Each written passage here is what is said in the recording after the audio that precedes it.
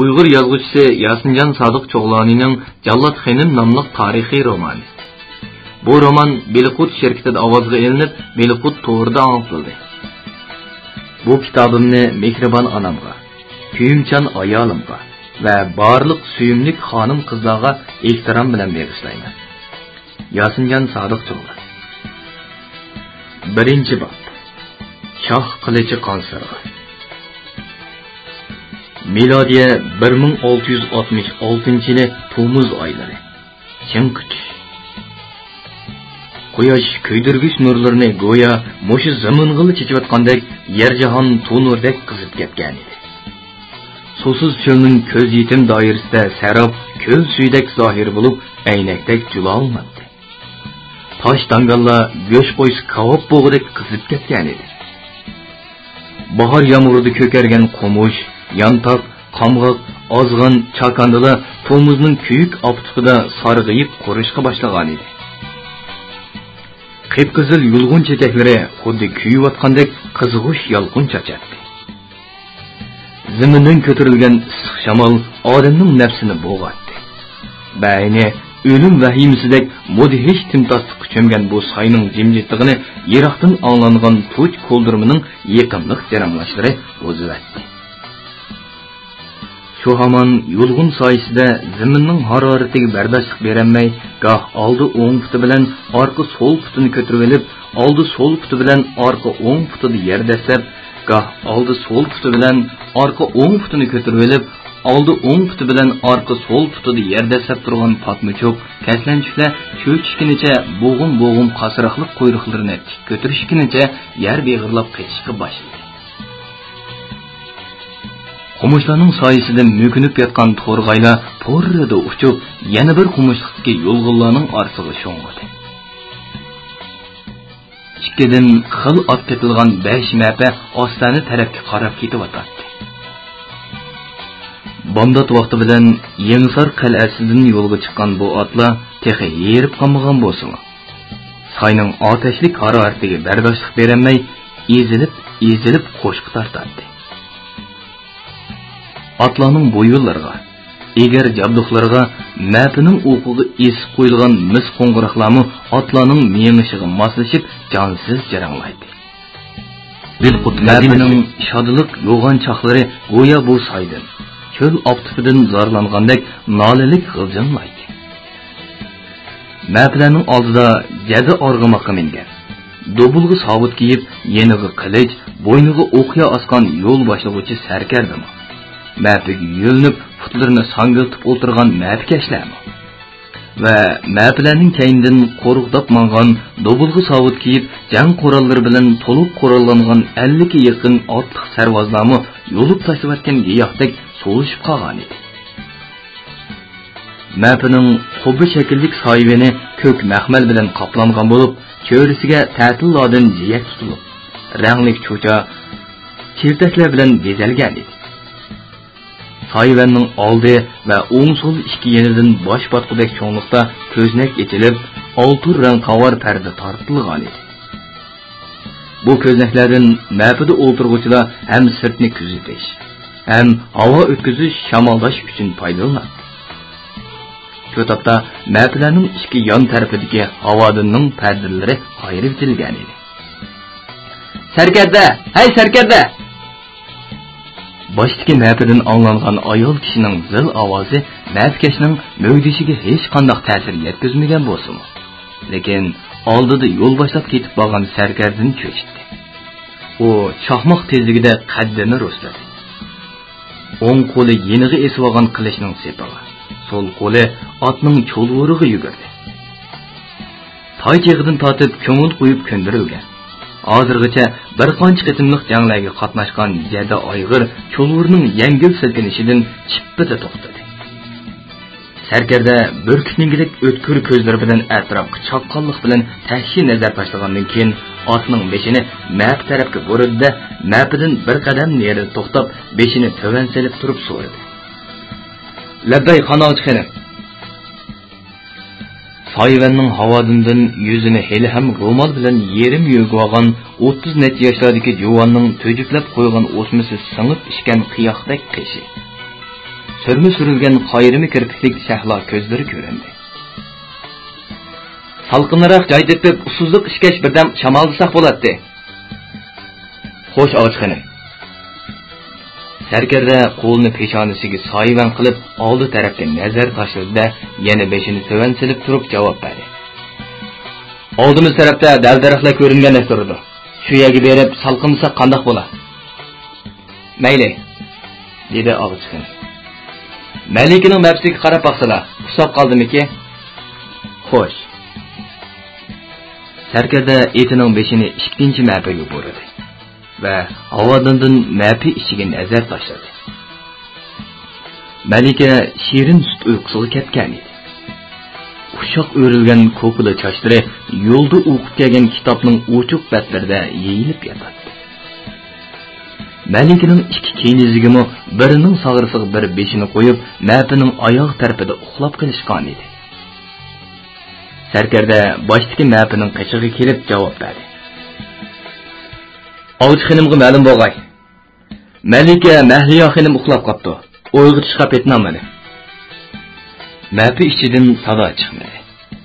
Sarkarda bir necha daqiqa javob kutgandan keyin yana so'radi. "Menishga ijozat mengan Og'uchxonim." "Ijozat. Malika uxlab qolgan bo'lsa, uyg'onib ketmasin. Mapini silqara qaydanglar." "Xo'sh, Og'uchxonim." Bir cho'g'in choy qaynamay yo'l olgandan keyin Sarkardaning ko'z oldida yop-yeshil bir bo'stonlik namoyon bo'ldi. Top-taqir sayliqning o'ttirisiga xuddi bir parcha yeshil kimxopni tashlab qo'ygandek tasoddibi va ajoyib yaqinlik tuyg'ularni qo'zg'atuvchi to'g'riq, tog' tergi, suvodan, jigda va so'gatlar bilan bezalgan bo'stonlikning neriq cheti mahallaga tutishadi. Yo'l mushu bo'stonlikning o'ttirisidan o'tadi. Kunpetish tarafdagi ko'yik tog'lardan eqib kelgan ikki tosh tugman cho'rgilakdek bir eqin mushu bo'stonlikka kelganda yeyilib taramlog'i bo'linib oqadi. Otchab turib kelgan Sarkarda eqin bo'yidagi quchoq yetkisiz ikki to'p so'gatning soyisi tushgan 4 parcha kigiz o'rnidagi chimliqni mo'ljalladda. Kaynidan dambas qadam otchab turib kelgan sarvozlarga buyruq qildi. "Zo'lchi ko'plarni ash so'gatning soyisiga selanglar. Chaqan bo'linglar. Og'uchxonim saqlab qolmasin." Sarvaza qator kelib to'xtagan mapilarning 4-chisidan 2 parcha gelamni elib, soyidagi chimliqqa soldi. Onungacha 3-mapidan 17-18 yoshlar chomisidagi 3 kinezak bilan 40 yoshlar chomisidagi qovul bir xizmatkor ayol tushib, 1-mapining peshiga keldi. Mapining orqa tarafidagi eshikni ochdi. Qizlardan biri qo'ldagi 4 putlik dasturgishni mapining neviga to'g'irlab qo'ydi. Yana bir qiz mapidan tushish uchun tamshalgan Og'uchxonimning qo'sh olmos ko'zlik oltin uzuk chelingan inchki barmoqlaridan avaylab. Og'uchxonim marvoyit va har xil rangdor toshlardan bezak qo'yib tikilgan qizil ranglik oyoq kiygan putini mapining neviga to'g'irlab qo'yilgan dasturgishga pam bilan qo'ydi. Hamda ikki kenizakning ikki qo'ldan tutib yordam berishi bilan avaylab yerga tushdi. O mapining ichidagi dimi qavoda xeyli tarlab ketgan bo'lsa kerak. Oltin uzuklarga to'lib ketgan barmoqlari bilan moysirang shoyi ko'ngligining ko'njikidan chimdab turib, o'zini yalpishga boshladi. Bo'stonlikning salqin g'urg'ur shamol shoyi ko'nglakning etikini yalpitdi. "Oh, shukr Xudoyim. Ajab bir rohat chiqdimi?" Og'uchxonim shundoq degach, atrofga nazar tashladi. Ikkinchi mapidan tushib qarab turgan ikki kenizakdan so'radi. "Malika nimishqa mapidan tushirmaysizlar?" Ikki kenizak darhol qo'l qovushtirib, beshini to'van selib javob berdi.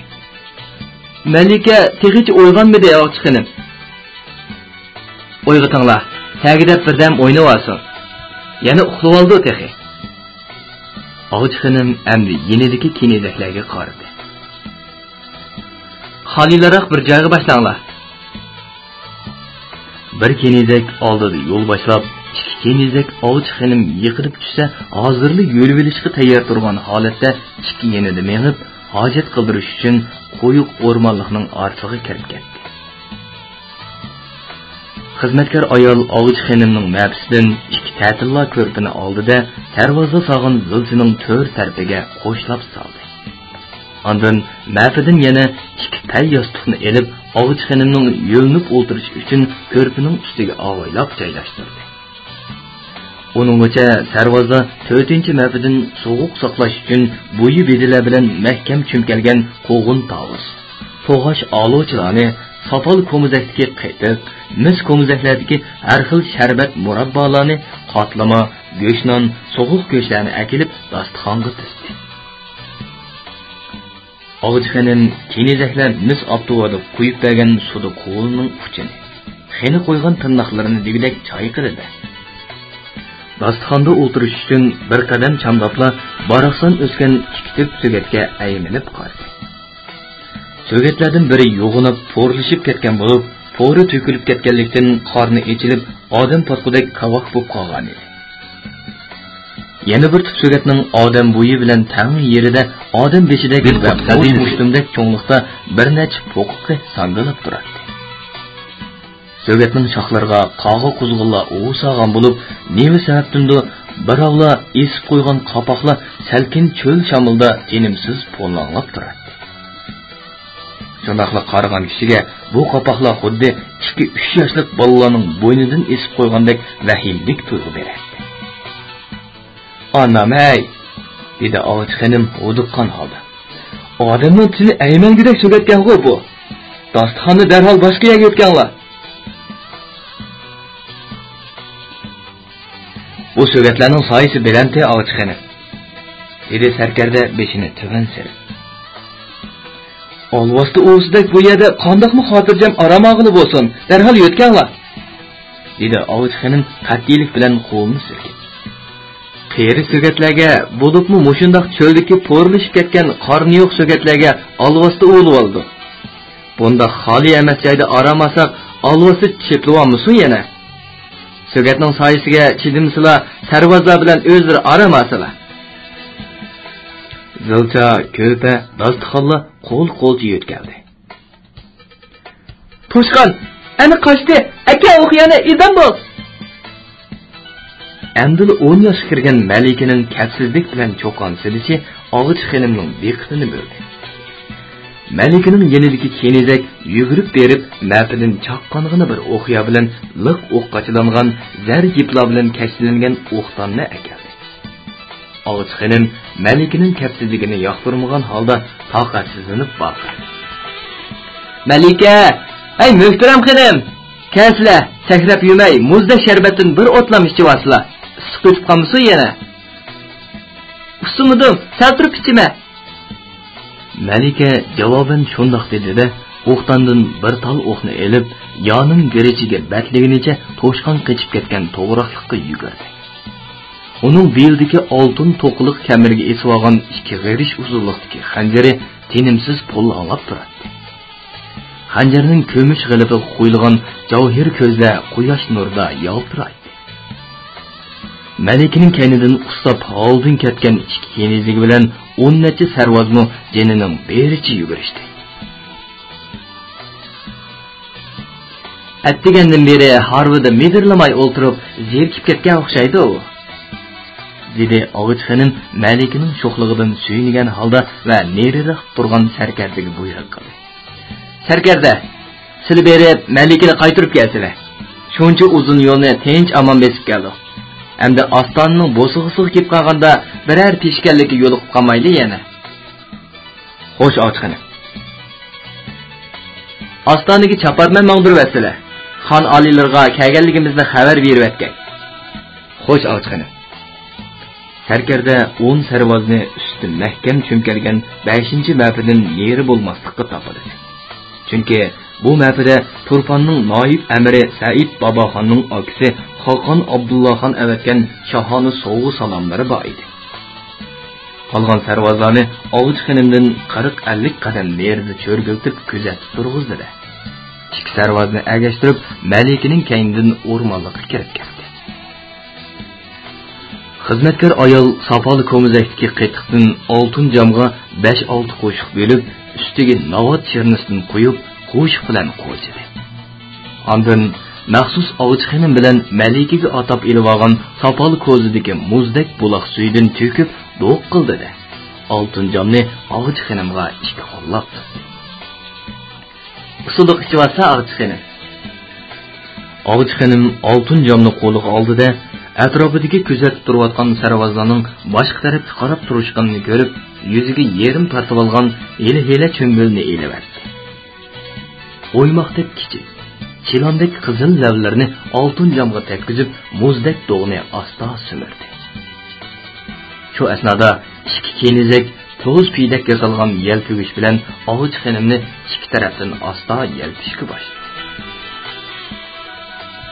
Tümelligen olmaslarni chechib etgandek charaqlab ko'zni qamashtirib turgan kecha osmondagi yulduzlar bilan Said Jamal Uyg'ur qizlarining qeshini aslatadigan 6 kunlik agim oy sus nurini Yakan Saidiya xonligining ostonasi qadimki shahar Yakanning hamma yeriga tahkish chachadi. Shahar sepilning ustidagi qorovulxonlarda Orda sepilning ko'ngara munarlarida ko'zatib turgan lashkar yasovullarning qo'lidagi qilich nayzalar sus oy nurida so'g'ib yaltiraydi. Aramdagi hashamatlik qasr ravoqlarni, haybatlik qon saroyining gumbaz qubullaridagi rangdor koyishlar bu qadimki shaharning saltanatini ko'z-ko'z qilayotgandek hashamat bilan parqiraydi. Ostona rastlarda kashki bozor qizg'in davom qilyotdi. Qisman dang saroylar, oshxonalar, kabobchilar, yeschilar, g'oltek go'sht sotquchilar, namozxon bozoridagi hojatmand ilib sotarlar, ushoq tijoratchilar, baqqollar, o'pigarlar texnicha do'konlarni yig'ishtirmagan edi. Shaharning cheltanlarin Hazreti Pir mozorlari va xoniqa darvozasi taraflaridan anglangan qalandarlar sufi darvishlarning hum Alloh haq do'st deb zikr qilishlari shahardagi qizg'in hayot chavqunlariga moslashgan holda xuddi shaharga bostirib kelayotgan bir to'p yer qushlarning ovlashlaridek vahimalik tuyg'u beradi. Va ashu mozor xonxonaga qandaqdir bir ilohiy kuch baxsh etib, sirliq ham mudhish ko'rsatdi. Şunun bilan birga Oltinliqum mozoridagi Xallo qabristonligida tilovat qilayotgan qorining mo'ngluq ovozini kechining g'urg'ur shamini uchirib keladi. Mo'ngluq kuyga o'xshash bu ovoz go'yo echinishlik bir noli faryoddak odamning yurak bag'rini ezadi. Shaharning qaysi bir chetidan anglangan satarg'i tankash qilingan bu muqam ovozi asta-asta avjiga chiqib, sufi darvishlarning vahimalik o'h'larining, qorining nolilik qiroatlarining besib tushdi. Noma'lum muqamchining tog' suvlaridagi so'zuk va jaranglik, sehrlik ovozi ostona osmonda jaranglaydi. Shu daqiqada xon saroy Go'riston jimjitlikka cho'kkan edi. Saroy atrofidagi muhofazachi yasovullardan tortib saroy xizmatkorlarigacha, Shohinshindagi vazir huzurlardan tortib o'daycha eshik boqarlargacha go'yo cho'ngroq nafas olsa darhol yeni chiqib keladigandek vahima bilan sukutga cho'mgan edi. Barliq o'rda arkonlarining beshi maydisiga sanqilgan.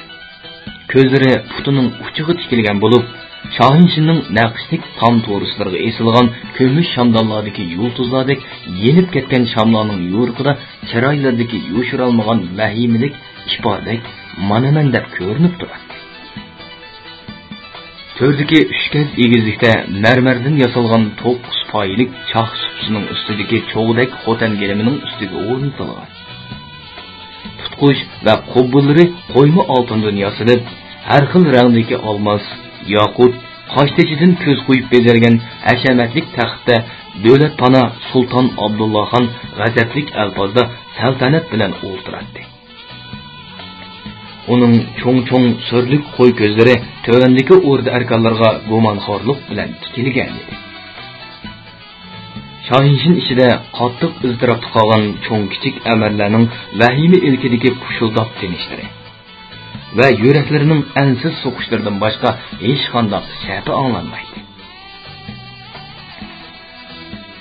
Aliyatko mahallada xonning tuyuqsiz kengashga chaqirtganligidan taajjublanib, turlik o'y xiyollar bilan Shohinshinga oldirab tenab jam bo'lgan bu o'rda erkanlari o'ltirishga ijozat bermaganligi uchun xonning chiroyidagi g'azabdan as-hushini yo'qotishib, erkanarak tanishqimi jur'at qilolmay qo'l qo'yishtirganicha yerga qarab turishadi. Barliq amirlarning to'liq kelib bo'lganligi ko'z yetgan Divonbegi taxtga yaqinroq kelib Sulton Abdullohxonga murojaat qildi. Adolat bana ana hazratimga ma'lum bo'lg'ay. Kelishga tegishlik o'rda ahyolarining hammasi ketib bo'ldi. Sulton Abdullohxon taxtning oltin qubbasiga yo'langan semiz gavdasini sal rostladida tövəndə qo'l qovushtirib turgan amirlarga bir qatim tez nazarni yugurtgandan keyin javob kutib turgan Divonbegiga qo'l ishorasi qildi. Xonning qo'l ishorasini ko'rgan Divonbegi amirlarga yuzlanib o'lik ovozda farmon yetkazdi. Xon oliylari amirlarni o'ltirishga ijozat berdi. Ana hazratimning shafqatiga ashqalloh. Amirlar birdek xonga tashakkur etishib, yengil ting elishdi-da, amal martabasi bo'yicha o'zlarining o'rinlarini tepib o'ltirishdi. Qisqig'ini o'r to'pidan keyin Shohinshin yana ilgirgidek timtoz holatiga keldi. Qo'ruslarga joylashib o'ltirib olgan amirlar yer tegidan xonga ehtiyot bilan qarashib, yana beshini to'van selishdi. Nimigadir ochiqlanib qolgan xonning qopiqi texchili turuk bo'ldi. Qo'shimlari kirishib ketgan edi. Sulton Abdullohxon ko'ngan odati bo'yicha yelini 2 qatim qirib etgandan keyin so'z boshladi. Ishonchli ma'lumotlardan qaraganda, Qashqardagi bir qism munofiq riyokorlarning kuch ko'rchishi bilan Shahzoda Yo'lbosxon xutbini o'zining nomiga o'qitibdi-dak. Albatta, Shahzodani oq demoqchi emasman. O noinsof Shahzodaning niyat iqboli bizga xili burili ayon bo'lgan. Ammo saltanatimizning bir qism yo'shirin ag'yorlari Shahzodaning atrofiga to'plashib, farzandini tadagi qilish ko'tarishga kuch ko'rmoqda. Uzundan beri xalqimizning tuzini yavatgan bir qism amir baglarimiz tuzkorlik qilib, bizdan yuz o'rib, Shahzodaga moyil bo'lmoqda. Men Qashqar amir baglarining munofiqlik qilganiga ishonsam-mi? Lekin ordudagi amirlardan menga sotqinlik qilganlar chiqar deb zinhor o'ylamagan edi. Mana bugun ordumizning yuqori martaba va oliy in'omlariga uzundan beri noir bo'lib kelgan bir osiy amir o'zini oshkorladi. Xonning so'zi mush yerga kelganda Shohinshinning barliq amirlar xonga yer tegidan xudiksirab, bir-biriga gumonsirab qarshi oldi. O'ltirgan o'rinlarda ixtiyorsiz qimirlashdi. Qandaqdir bir qo'rqinishdan yuraklari ansiz so'qib, kimxob to'nig'i qimildab, vujudlarini sovuq tartdi. Shahzoda Yo'lbosxonning dadisining xonlik taxtini tortib olish niyati oshkorlangan bir necha yildan beri Sulton Abdullohxonning o'g'lining vafosizligidan qattiq ranjib qurtqazinasi oson g'azab qiladigan rahimsiz chechilg'oq bo'lib qolganligi barliq amirlarga ayon edi. Xon g'azablandimi? Bo'ldi. Biror kimning kallasini olmay bo'ldi qilmaydi.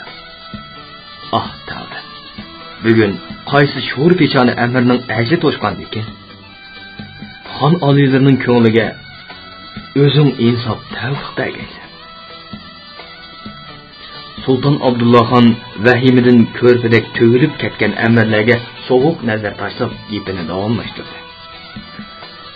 Bir haftadan beri o qilg'ach lashkarlarimni mashq qildirman deb ostondan chiqib ketgan munofiq osiy amir Mirza Yusufdagi 2000 lashkar bilan Qashqarga berib Shahzodadan panoh tilabdi.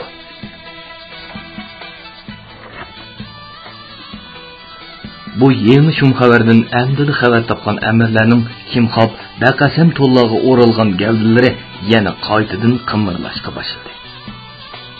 Amir Mirza Yusufbek bilan yaqin birodarchilik qilib o'tgan bir qancha amirlar o'zlarining bu xoinga chetlib qilib, xonning g'azabiga uchirchidan qo'rqib, yuraklari shunda qattiq og'diki, paylari sarqirab, put-qo'llarida jon qolmadi. Butkul vujudini qora ter besib, as-hushini yo'qotib qo'yishdi. Amir Mirza Yusufbek bilan chiqisholmay adovatlashib kelayotgan ve şu münasebet bilen xonga bir qancha qatim arz qilishgan amirlar bo'lsa, o'shqi siyoh tushgan qimorbozlardek shundoq xo'sh bo'lishib ketdiki. Xondan texmi cho'ngroq mansab, katta in'omga erishish tamasida sho'lgaylari eqib mast bo'lib ketdi. Xudo buyursa, bu riyokor amirlarning adibini pok yaqinda bergaymiz. Abdullah xon taxtga yaqinroq joyda oldidagi shiraga qog'oz, qumush qalam, siyoh tayyorlab yorliq yezishga hozir bo'lib o'tirgan sarmunshiga qarab gapini davomlashtirdi. Mirzabek darhol yorliq kutuk tayyorlag'ay. Qog'iliq, poskam, maktablari o'ziga qarashliq navkarlarni yig'ib, o'ziq tilib, qo'rol yaroqlarni taq qilib, farmon kutgan. Ostondagi sipoh baylar mening ruxsatimsiz lashkarlar bilan ostondan ayrilmag'ay. Shaharga kirib chiquvchilar qattiq tekshirilgan. Farmonga xilof qiluvchilarning kallasi ilindi. Amir Mirza Yusufbekning 7 avlodigacha qirib tashlangan. Mal mulki xazinaga ilinib, turalg'isi ko'ydirib etilgan. Sultan Abdullah xon farmon berib bo'lib, taxtning oltin tutqichi tayanguncha o'rnidan turdi. Onungacha barliq amirlar dörrida o'rnidan turishib, qo'l bog'lashguncha xonga hurmat bildirishdi. Xon amirlarga ko'z qirnimi salmasdan xos ilingan yon eshik orqali Shohinshindan chiqib ketdi. Amirlarning qaytishiga ijozat. Divon begining yaqinda bom ovoz bilan tang barliq amirlar yengil tin elishguncha Allohga shukr sanab aytdi. Yüreklari qattiq mo'jilib ketgan amirlarning bayonqi vahimasi tex tarqilib ketmagan edi. Shunlashqa ularning Shohinshida biror ikki ig'iz o'zaro gap qilishiga ro'yi bo'lmay Shohinshindan jim-jimla chiqib ketishga oldirashdi. Anglayotganlar Beliqut to'ridan antilayotgan ovozliq asarlar sahifasi. Shohinshindan yenib chiqqan Abdullah xonning nima uchundir haramga kirishga ko'ngli tortmadi. O o'rda beg'iga yondosh silingan haramdan anglayotgan ayol kishining muğluq naqshisiga bir bas quloq soldi-da. O'rda beg'ining kunchiqish tarafidagi qasrga qarab oldi. O'rda sepilning 9 darvozasining har birini 300 dan yasovul, birdan sarkardining boshchiligida qo'g'digan zir Ordu işçinin hamma yerda har 10-20 qadamda birdan nökar qarovullik qiladi.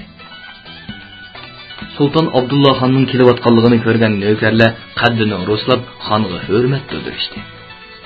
Xondan 2-3 qadam orliq qoldirib, alam mahorati va sadoqatmanlikda ishonchga erishib tanlangan baslik kelgan 4 nafar xos yigit Sultan Abdullah xonning diqqatini shoshmaslikka tirishib, xondan 2-3 qadam orliq qoldirib, atrofni o'sharlik bilan kuzatib ketyapti. Ulardan yana 4-5 qadam orliq qoldirib divon begi, haram og'asi va Bekavuldek bir qancha mulozimning hamrohligida paypaslab kelishmoqda edi. Abdullah xon qasrning oldidagi 10 mo cho'nliqdagi ko'lning qaram turib qarqirab turgan suviga xiyolchanlik bilan nazar tashladi. Suv betida sanoqsiz yulduzlar xonga qarab g'amkin ko'z qisishyapti.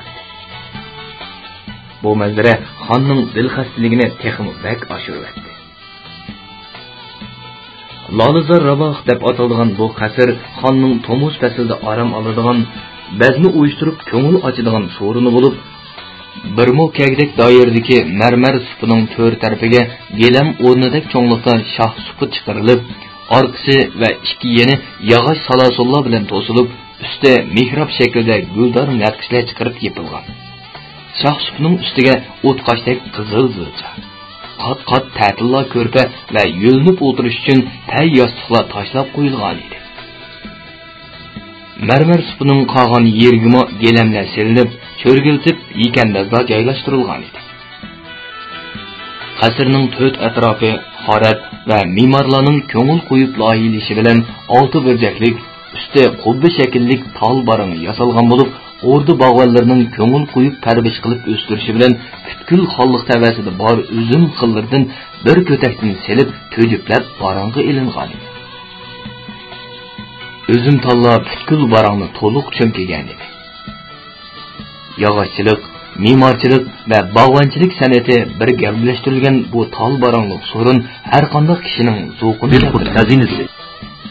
So'rinning oldi tarafiga qo'llangan 10 mo ko'lamdagi ko'l butunlay marmar toshlar bilan suv singishmaydigan qilib yasab chiqilgan bo'lib, o'rdining g'arbidagi Haydar bog'ning ichidagi cho'ng ko'lda alohida suzildirib, ondan bu ko'lga boshlab kelinganligi uchun ko'l suvi aynakdek suzuk edi. Ko'lning tagiga yotqizib qo'yilgan har xil rangli toshlar aynan ko'rinib, kunduz quyosh nurida ajoyib rangdor jilolaydi. Odam bo'yi suv to'ldirilgan bu ko'lga Abdullohxon Tomuz oylarining dimiq kechalarida pat-pat tushib sagidab turadi. Gahi vaqtlarda bir necha kenizaklarni akaldirib, billa cho'milib ko'ngil ochadi. O'rda bilan haramning o'ttirsiga joylashgan bu o'rda beg'ida yuqorqi Lolizor Ravoq nomli yozliq so'rindan boshqa Huzuri Sabah nomli ko'zlik so'rin, Huzuri Navo nomli qishliq so'rin bor edi.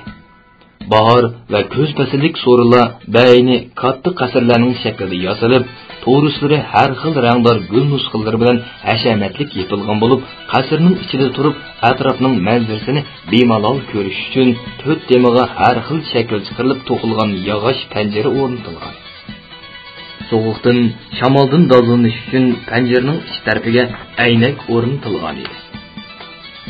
Huzuri No'ruz nomli so'rinning atrofiga bahor faslida eng avval qilingan No'ruz oyam kuni chechaklab echildigan. Yo'pirmoq chiqarilgan har xil gul giyohlar, dal daraxtlar tikilgan bo'lib, har yili No'ruz oyam kuni Sulton Abdullohxon xonlik tavasidagi donglik shoirlarni, atoqli san'atkorlarni, muqomchilarni taklif qilib, mushoira bazmi uyushtirib beradi va ularga hamyon-hamyonlab in'omlarni beradi. Shoirlarning turli temadagi masnaviy, g'azal, ruboiy qasidalaridan huzurlanadi. Huzuri Sabahning atrofiga yozning oxiridan toki kashkuz fasligacha mevalari to'kilib ketmay turadigan olma, anor, omut qatorliq har xil mevalik daraxtlar. G'ozini oson sarg'ayib to'kilib ketmaydigan manzara daraxtlari tikilgan bo'lib, Abdullohxon bu yerda ko'pincha vaqtlarda to'qol kenizaklar bilan mayxo'rlik qilg'ach qo'nib qoladi. Huzuri Navo nomli qishliq so'rinxona sovuqdan dozlangudek puxta silingan bir eg'iz taraf. 3 eg'iz qoznoq xos uydan tuzilgan qasr bo'lib, buningda xon qishning uzoq tunlarini gohi bazmi mashrab bilan, gohi voiz maddohlarga jangnomalarni so'zlitib anglash bilan, gohi kitob divorlarni o'qitib anglash bilan tong otqizadi. Bugungi kecha havosi to'limi tinjiq bo'lib, daraxt yo'pirmoqlarini mildirlatgudek shamolni yo'q edi.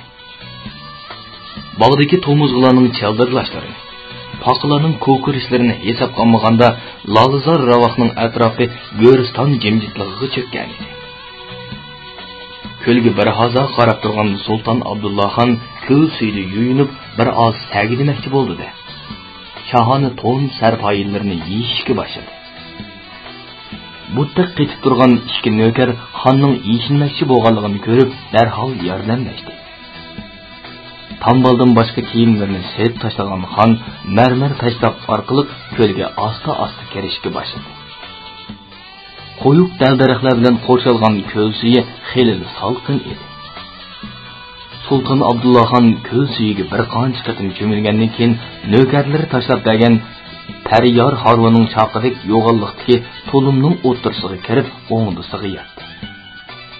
Uning putlari to'lumdan ortilib, sovuq chelishib turardi.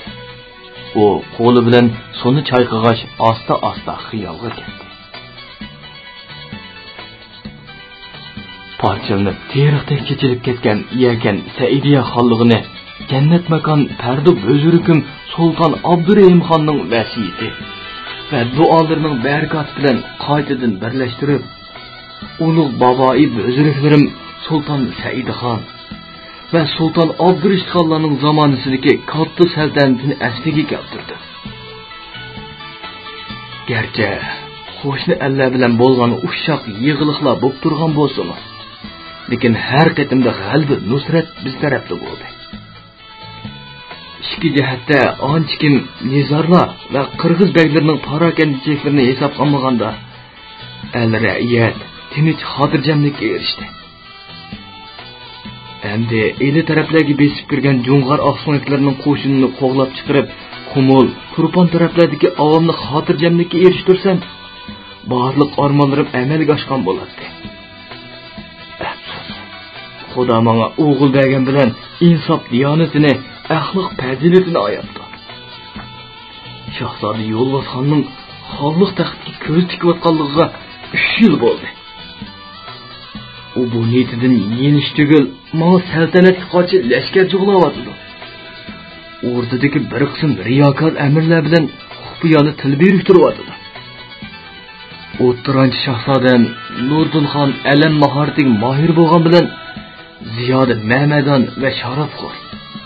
Qalam mahoratiga epi yo'q.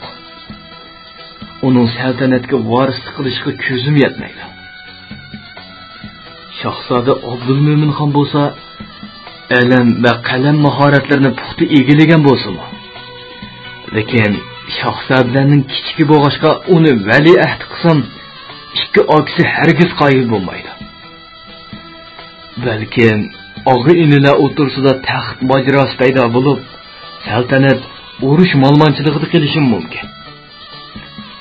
Shahzoda Yo'lbosxon buncha oldirab ketmasa-mu, bu taxt cho'ninkida va ota bilan bola taxt olishibdi desa, al ra'iyat nima deydi? Avomning ishonchi sustlab qolmadi. Tasarrufimizda fitna fasod paydo bo'lmadi. Bizga itoat qilib, o'lpon topshirayotgan xonliqlar itoatdan bosh tortmadi. Bizga dushman xonliqlar oradan foydalanib ketmadi. Yo'lbosdek g'ayur, bahodir, mard odam bo'lsin. Ota izini besib, xonliqni texmi ro'noq topqizsin deb ismini Yo'lbos qo'yib, yegan shuncha armonlarim, suyunganlarim qani. Arzulagan pushtimning bergan javobi shu bo'ldi-mi endi?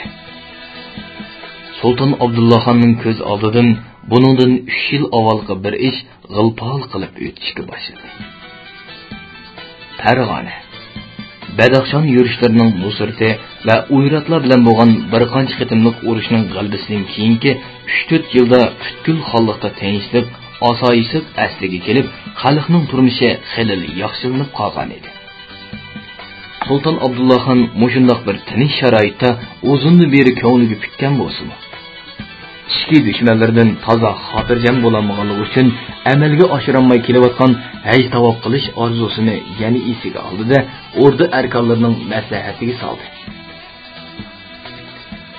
Uzundan beri Baytul Muborakka berib haj tavob qilish orzuim bor edi. Turli ichki tashqi nizolar sababidan bu orzuyimizni amalga oshirish mumkin bo'lmagan edi.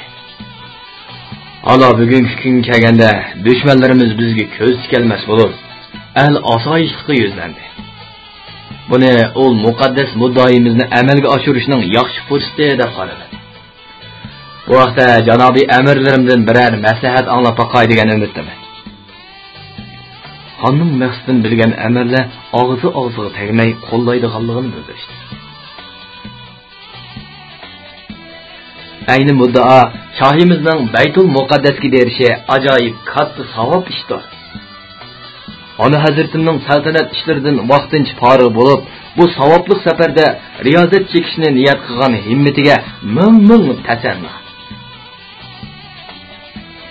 Ulug' Xudovandi Karim saltanatlarini texmo katta qilg'ay davlat panohi.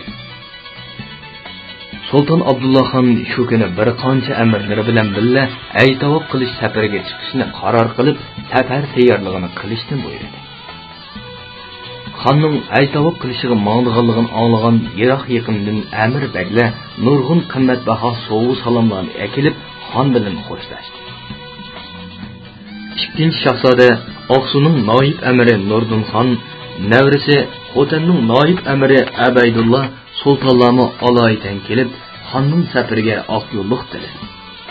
Lekin safarga chiqish vaqti qistab qolgan bo'lsa-mu, cho'ng shahzoda Qashqarning noib amiri Yo'lbosxon texichil kelmayotdi.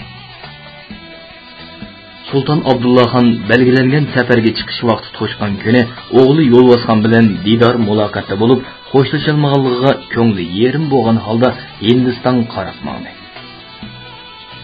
Shahzoda Yo'lbosxon bilan bir qism Qashqar amirlari Sultan Abdullahxonni uzitib qo'yish uchun Ostonaga kelganda xon olli-burun yo'lga chiqib bo'lgan edi. Shahzoda Yo'lbosxonning kutgani shu edi. O Qashqarda amirlar bilan qilgan maslahati bo'yicha vaqtni qasdan keyniga so'zib Ostonaga kechikib keldi. U o'zini kutib olish uchun shahar sirtiga istiqbolga chiqqan ordu amirlarini boshlab orduga kirdi. Udul Shohinshinga kirib bahramon holda taxtda o'tirdi. Shahzodaning qop yuraklik bilan qilgan bu qiliqi ordu amirlarini qattiq cho'chitdi. Chunki xondan ijozatsiz taxtda o'tirish kalli ketadigan ig'ir gunoh edi. Bu shahzodalar uchun o'xshashli tadbiq qilinadi. Shahzoda Yo'lbosxon o'ziga taajjub ilkida qarayotgan ordu amirlariga qarab, cho'ngchilik bilan ko'ngildikini aytdi. Saltanatda xon bo'lmasa bo'lmaydi. Hazrati Fadri Bözürük haj safaridan qaytib kelguncha men taxtda o'tirib, saltanat ishlarini boshqarib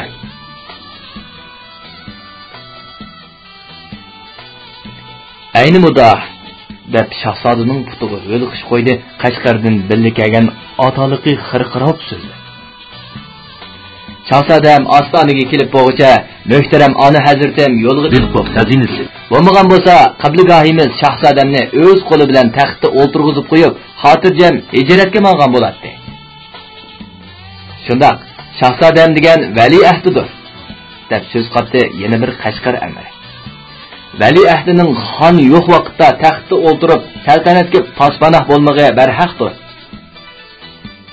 Amirlar shahzodaning ayminib jim-jim o'tirishadi.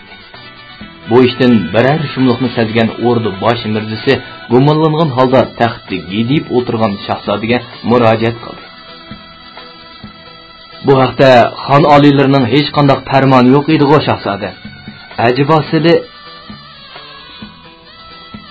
Mana men hozir farmon beraman. Shahzoda Yo'lbosxon taxtdan chachirab o'rnidan turdi-da, bosh mirzini so'zlashga yo'l qo'ymay g'azab bilan qo'l silkidi. Kelinglar. Mana bosh mirzining kallasini olinglar. Shu hamon baslik kelgan ikki jallod yugurib kirdi-da, donq etib turib qolgan bosh mirzini qo'ltig'idan so'rigunicha Shohinshindan chiqib ketdi. Ochiq osmonda chaqmoq chaqqandek yuz bergan bu ishdan amirlarni sur bosdi.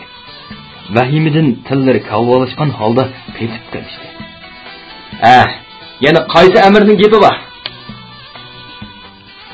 Shahzodaning cho'ngchilik bilan so'rgan savolini javobsiz qoldirib, barliq amirlar birrida o'rindan turishdi. Qo'l bog'lashganicha hurmat bildirishdi. Ishtirak ovozlar bilan shahzodani qutlashdi. Maşallah, shahzodamiz taxtda barqaror bo'lg'ay. Muborak bo'lg'ay ona hazrati. Adolat panohimizning davlati texmo ziyoda bo'lg'ay.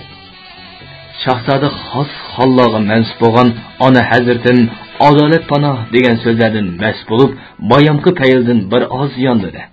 Amirlarga illiq chiroy ochdi. Shu daqiqada ordu amirlarining yuragi pok-pok. Ular yengini taxtda o'tirgan bu xalqon qaysimizning mansab martabamizni elib etib, qaysimizni jazoga buyurar ekan deb Sultan Abdullahxonni haytavob qilishga ziyoda qiziqtirib qo'yishganliklaridan pushaymon yeyishmoqda edi. Bosh ustida agiyotgan ajal. Bola qazo soyisidan ularning butkul vujudi muzlamoqda. Shahzodaga agishib kelgan Qashqar amirlari bo'lsa, orduning yuqori darajalik mansab martabalarini ta'ma qilishib, qizg'inishib, bir-biriga adovat bilan qarashmoqda. Shahzodaning iltifot in'omiga erishish uchun chiroylarga ko'k tabassum paydo qilib, yejishmoqda. Afsuski, Shahzoda Yo'lbosxon nima sababdandir ordu amirlarining hech qaysisining mansab martabasini elib tashlamadi yoki jazolamadi. Shundaqla o'zi bilan Ostonaga birga kelgan, beribli taxtda o'tirish maslahatini bergan amirlarning birigimi iltifot ko'rsatmadi. u cheksiz ta'ma va o'duqish ilkida turgan amirlarni bir qo'r o'ngidan o'tkazgandan keyin xazinchibek farmon qildi. Bugungi qutlug' kunning sharifi uchun barliq amirlarga bir hamyondan tilla inom qilinsin. Bir hamyondan tillani qo'yinlarga selishgan amirlarning vujudidagi vahima xilili besiqdi. Gohi amirlar shahzodaning taxtda o'tirganiga chin ko'ngildan xo'shmi bo'lishdi. Qashqar bilan Ostona oralig'idagi yo'l shahzodaga xilil hordiq yetkazgan edi. Shuningdek, u amirlarga qaytishga ijozat berib, o'zi orom olish uchun shohinshindan chiqib ketdi.